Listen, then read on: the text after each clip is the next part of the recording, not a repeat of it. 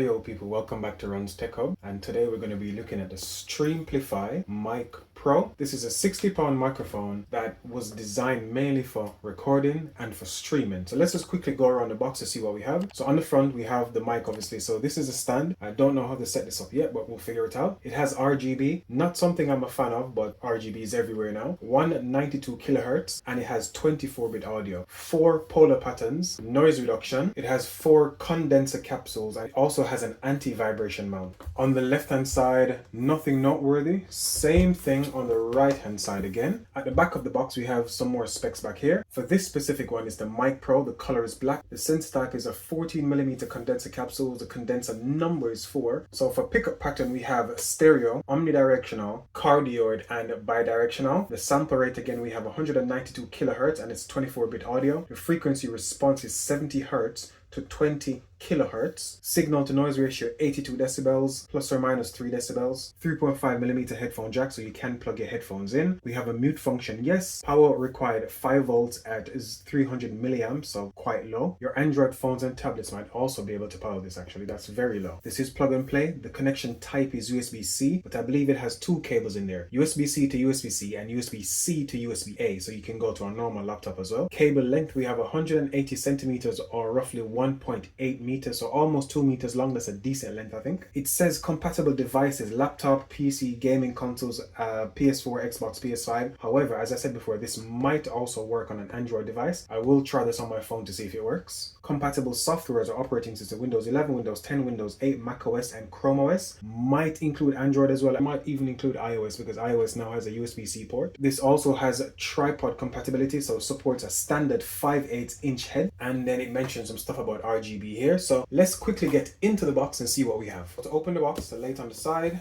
pull the paper out here.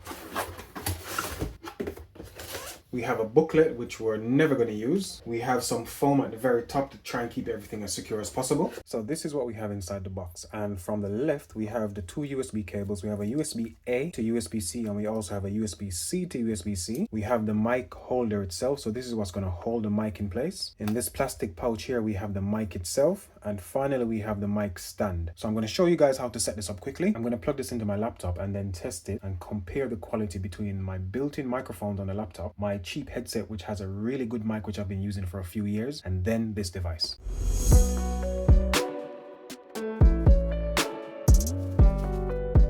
So I'm going to unscrew this from here.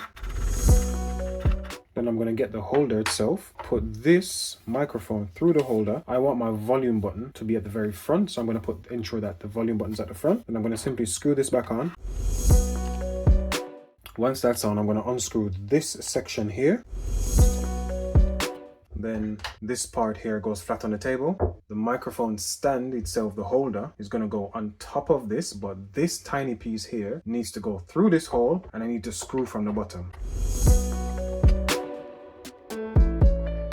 That's it, the microphone's all set up. I'm going to adjust this so it points down a tiny bit, and to do this I'm going to loosen this bolt here and simply tilt it forward a bit. That seems good. Tighten it again, and that's the microphone all set up. The only thing left to do now is to plug the USB cable in. I'm going to be going from USB-C to USB-A into my laptop. The USB-C port is under the microphone, and there's also a 3.5mm headphone jack under here as well. So I'm going to simply plug that in. Please do keep in mind the 3.5mm jack is only for headphones. You cannot use it as a microphone. I don't know why you would want to when you have this as well. Plugging into my laptop now, and there goes the RGB at the bottom. If you press the microphone button on top, it goes red. The RGB goes red to indicate that it's not turned on anymore, as in the microphone is not listening anymore. And if you press it again, it goes back to normal RGB. If you're like me and you use OBS to do screen recordings, or if you want to use OBS to stream, the way you need to change your microphone settings is simply in OBS. Let me make this larger. In OBS, where it says mic, MIC/AUX, you click on the 3 dots there. Then you go down to where it says properties, and from properties you're going to have some options here. I've got 3 options because I have 3 microphones plugged in at the moment. I believe that first one there is going to be the laptop built-in microphone. That second one for me is going to be the Streamplify Mic Pro, the one I'm using right now, and that last one is going to be the cheap headset which I normally use. So this is how you would change it. I'm going to test all 3 and put the audio in the video so you guys can hear the difference. Yo people, welcome. I don't know, it's the King Boss. Welcome back to Ron's Tech Hub. This is me testing from my headset that I use normally. Yo people, welcome. I don't know, it's the King everyone, welcome back. This is me testing from the Streamplify Mic Pro, which is the new device I'm using. So my thoughts on the Streamplify Mic Pro. I would say initially it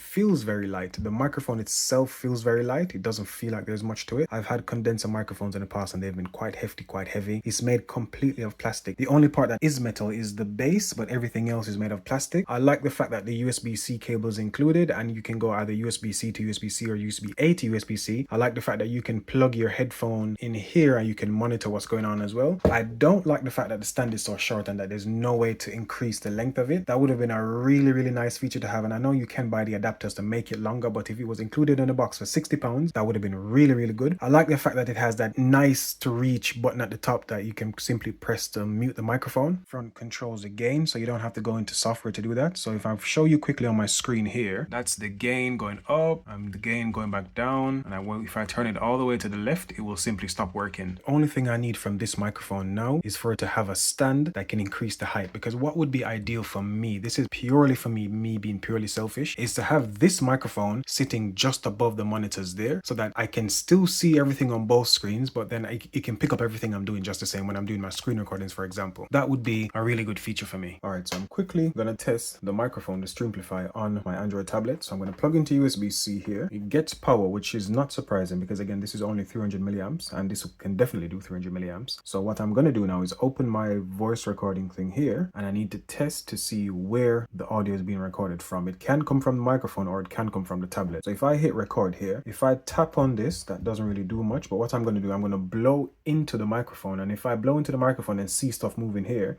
I can tell it's coming from the microphone and not from the tablet directly. So let's quickly test that.